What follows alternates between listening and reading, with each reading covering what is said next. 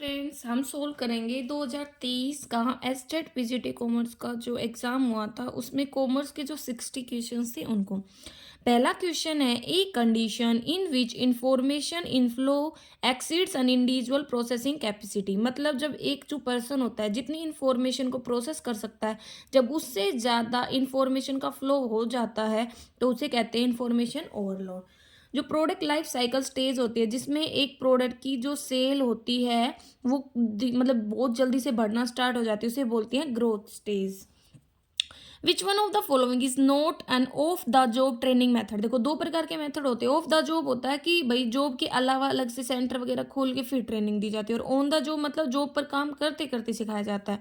तो of the job method देखो classroom lecture भी है, सिमुलेशन भी, वेस्टिब्यूल, लेकिन जॉब रोटेशन नहीं है। क्यों? क्योंकि जॉब रोटेशन मतलब कि कभी आपसे इस जॉब पे काम कराए, कभी उस जॉब पे, मतलब आपको रोटेट करते रहते हैं एक डिपार्टमेंट से दूसरे डिपार्टमेंट में।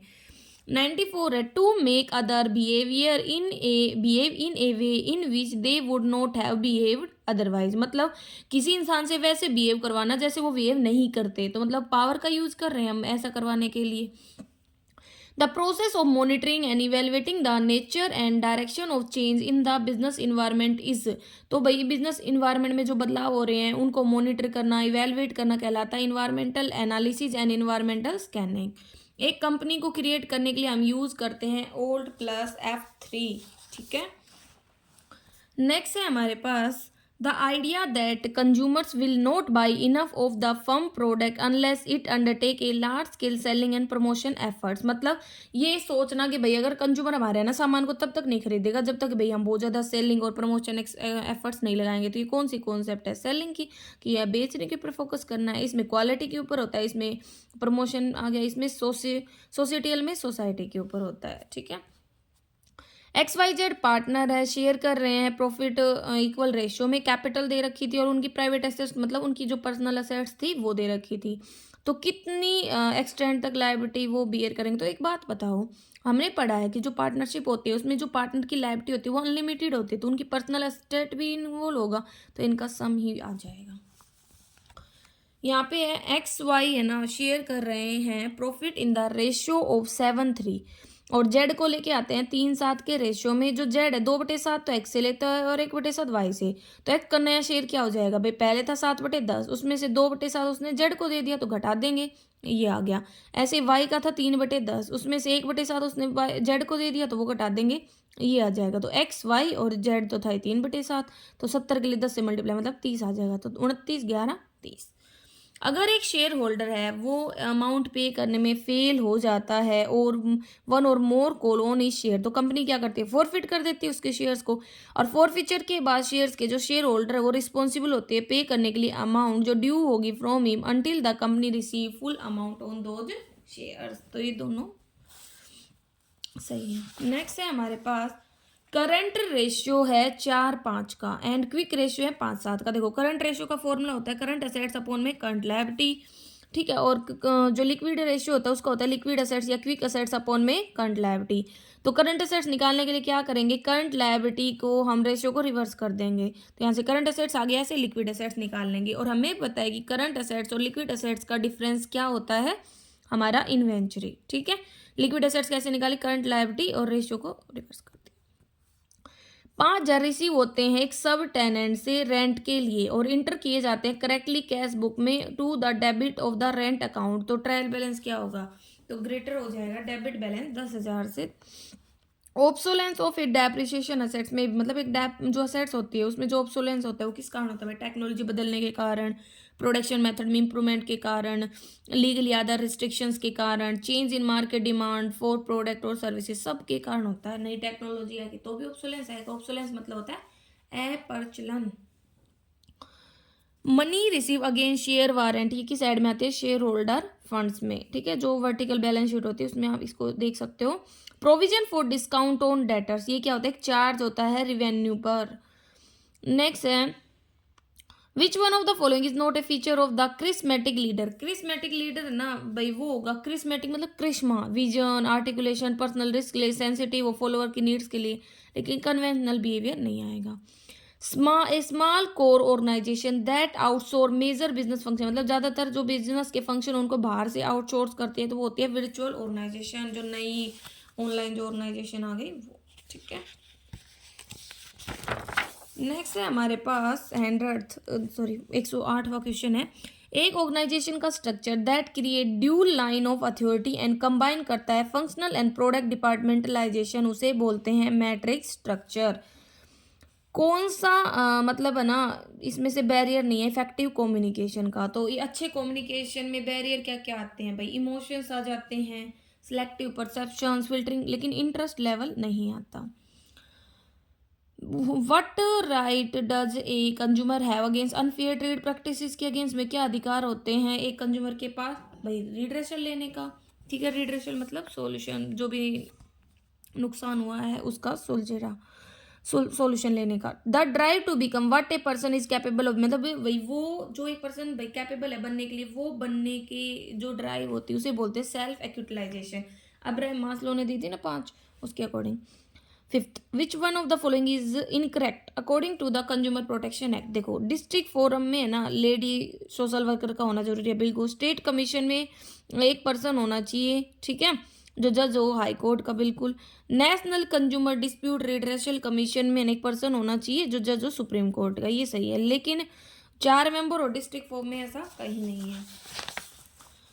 डेप्रिसिएशन एक प्रोसेस होता है कॉस्ट को एलोकेट करने का। डिविडेंड रिसीव हुआ है किसी नॉन फाइनेंशियल इंटरप्राइजेज में, तो ये हम दिखाएंगे इन्वेस्टिंग एक्टिविटीज में।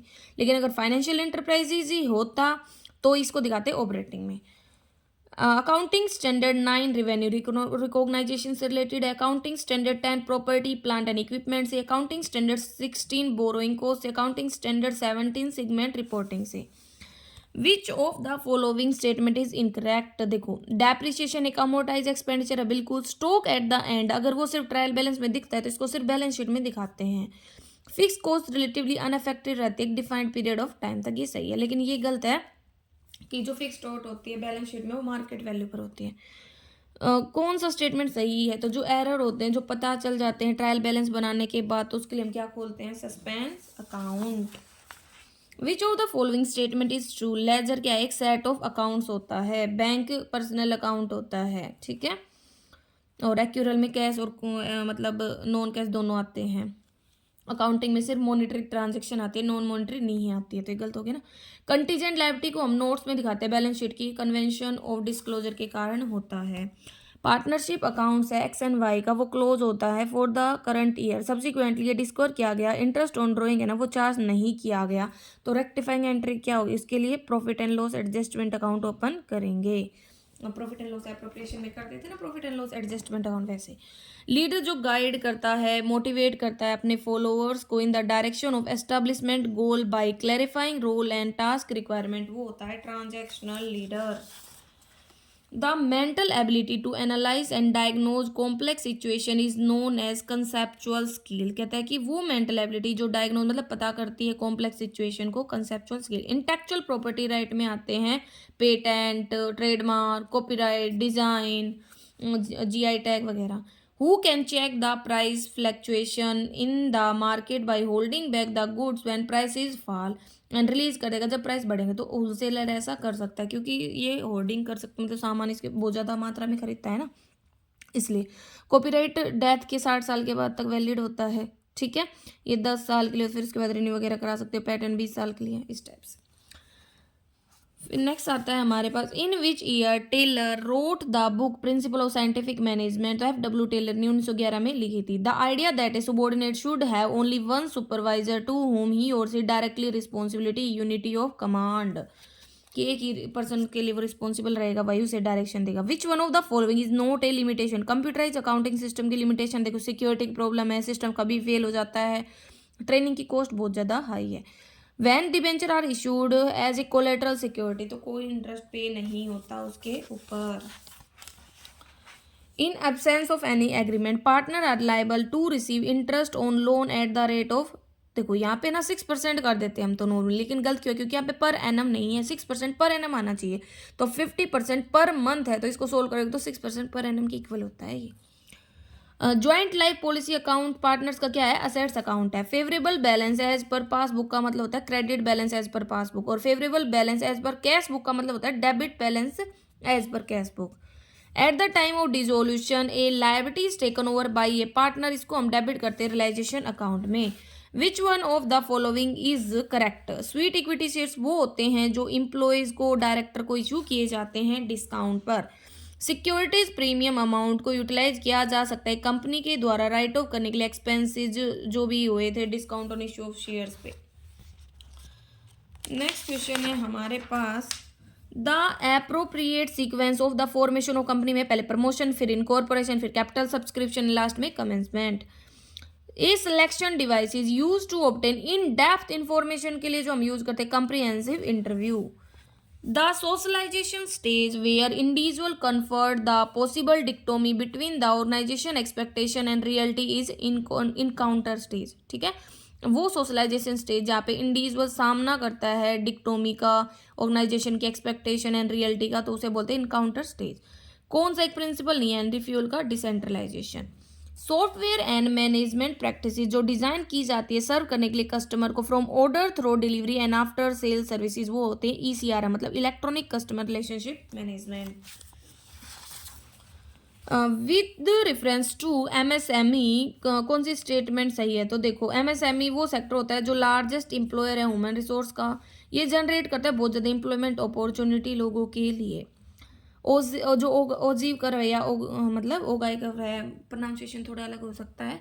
ये ग्राफिकली मीडियन निकालने में हेल्प करता है, दो प्रकार का होता है, मोर देन और less than. Number of subordinates manager can efficiently and effectively direct, उसे बोलते हैं स्पान ऑफ कंट्रोल, मतलब एक पर्सन के अंदर कितने लोग हैं। एक्स लिमिटेड परचेज करती है मशीनरी 2,88,000 की, उसके बदले वो ना 100 रुपये का एक डिवेंचर था जिसको 4% के डिस्काउंट पर ऑफर करती है, तो 2,88,000 डिवाइड करेंगे 96 से, क्योंकि 4 का तो डिस्काउंट हो गया था, तो कितने डिवेंचर इशू किए, 3,000। विच of the following transaction will result in flow of cash, जब आप फर्नीचर को बेचोगे तो आपके पास पैसा आएगा ना। नेचर ऑफ गुडविल जिसकी हाईएस्ट वैल्यू होती है वो होती है कैट नेचर की goodwill. A double account system the final account of a company fail to disclose the true condition of the assets, तो देखो जो डबल अकाउंट सिस्टम होता है वो एक ऐसा मेथड होता है जिसमें एनुअल फाइनल अकाउंट्स को रिप्रेजेंट किया जाता है पब्लिक यूटिलिटी और ध्यान में रखते हुए, जैसे कि रेलवे गैस वगैरह। ठीक है, तो नेक्स्ट है because the assets of the company are shown at their cost price even when they are completely worn out. जब एक पार्टी ग्रांट करती है right to the use of the asset to other party, उसे बोलते हैं lease. Lease पे देते हैं ना पट्टे पर कि भाई कुछ फिक्स पीरियड के लिए उसके बदले कुछ पैसे मिलते हैं। जब रिटायरमेंट हो जाता है या डेथ हो जाती है पार्टनर की, एसेट्स एंड लायबिलिटी को हम दिखाते हैं ओल्ड वैल्यूज पर, तो कौन सा अकाउंट ओपन होगा, मेमोरेंडम रिवैल्यूएशन अकाउंट।